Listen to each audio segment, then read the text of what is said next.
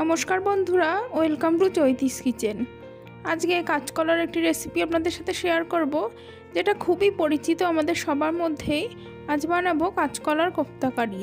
তো চলুন আমি কিভাবে কাঁচকলার কোপ্তা কারি বানাই সেটাই আপনাদের সাথে শেয়ার করব। রান্নাটা প্রথম থেকে শেষ পর্যন্ত দেখতে থাকুন। রান্নার জন্য এখানে আমি 3টে কাঁচকলা নিয়েছি আর নিয়েছি 2টো আলু। এই কাঁচকলা এবং আলু আমি সেদ্ধ করে নেব। তো কাঁচকলা এবং আলু সেদ্ধ করার জন্য প্রেসার কুকারে আমি নিয়ে নিয়েছি। প্রেসার কুকারে অল্প 1 চামচ লবণ দিয়ে সেদ্ধ করে নেব। কাঁচকলা এবং আলুটা প্রেসার কুকারে ভালোভাবে সেদ্ধ করে নেওয়ার পর খোসা ছাড়িয়ে নিয়েছি। খোসা ছাড়িয়ে থালায় নিয়ে নিয়েছি। আর এখন কাঁচকলা এবং আলুগুলোকে ভালোভাবে ভেঙে নিচ্ছি।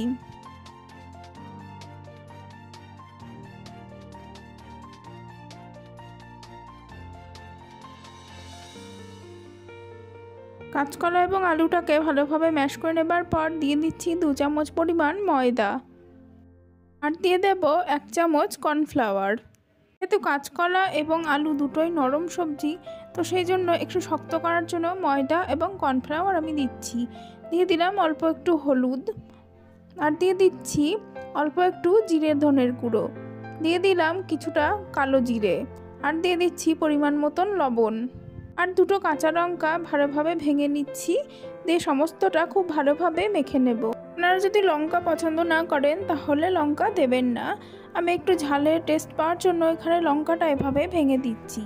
এবার সমস্তটা খুব ভালোভাবে হাত দিয়ে মেখে নেব।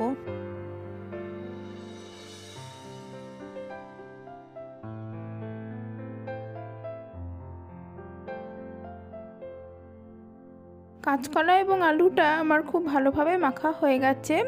আর এখন এগুলোকে কোপ্তার আকারে ভেজে নেব। যেহেতু হাতে একটু লেগে লেগে যাচ্ছে, তো সেই জন্য হাতে একটু জল নিয়ে কোপ্তার আকারে ভেজে নেব। কোপ্তাগুলো ভাজার জন্য আমি কড়াইতে তেল দিয়ে দিয়েছি। তেলটা বেশ গরম হয়ে গেছে। আর এখন আমি কোপ্তাগুলো ভেজে নেব।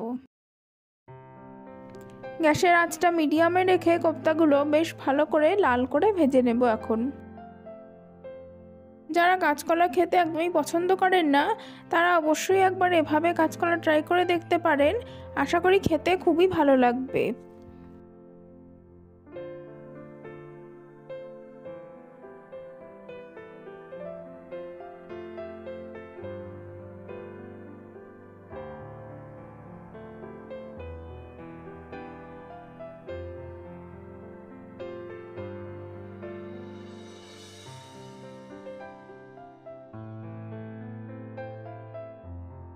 তো কোপ্তাগুলো বেশ ভালো করে লাল করে ভাজা হয়ে গেছে। আর এখন এগুলোকে তুলে নিচ্ছি। কোপ্তাগুলো ভেজে তুলে নেবার পর এখন ওই তেলেই ফোড়ন দিয়ে দিচ্ছি গোটা গরম মশলা আর দিয়ে দিচ্ছি অল্প একটু গোটা জিরে। ফোড়নটা কয়েক সেকেন্ড একটু ভালো করে নেড়েচেড়ে নেব।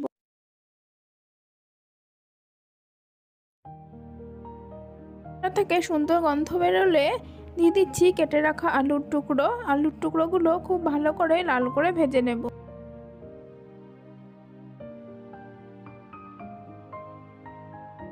আলুগুলো ভাজা হতে হতে এখানে আমি বাটিতে মশলা তৈরি করে নিয়েছি। এখানে রয়েছে আদা, কাঁচা লঙ্কা, টমেটো, হলুদ, জিরে ধনের গুঁড়ো আর সামান্য পরিমাণে লঙ্কার গুঁড়ো। সমস্তটা দিয়ে খুব ভালোভাবে পেস্ট তৈরি করে নিয়েছি। আর দেখুন আলুটা ভাজা হয়ে গেছে। এখন আমি বাটিতে যে পেস্টটা তৈরি করে নিয়েছি সেই মশলার পেস্টটা দিয়ে দিলাম।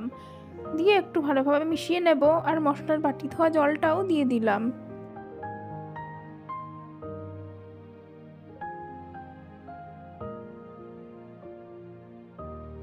এবার দিয়ে দিচ্ছি পরিমাণ মতন লবণ।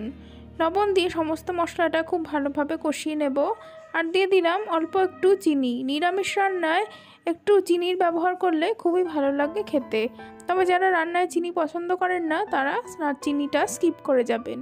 দেখুন সমস্ত মশলাটা আমার খুব ভালোভাবে কষানো হয়ে গেছে। আর এখন দিয়ে দিচ্ছি বেশ কিছুটা পরিমাণে জল।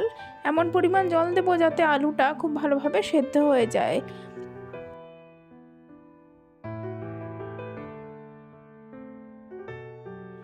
দেখুন ঝোলটা বেশ ভালোভাবে ফুটে উঠেছে। আর এখন ভেজে রাখা কোপ্তাগুলো অ্যাড করছি। ভেজে রাখা কোপ্তাগুলো আগে দিইনি, কারণ আগে দিলে পরে কোপ্তাগুলো আরও বেশি নরম হয়ে যাবে। তো কোপ্তাগুলো দিয়ে 2 মিনিট মতন ফুটিয়ে তারপরে নামিয়ে নেব।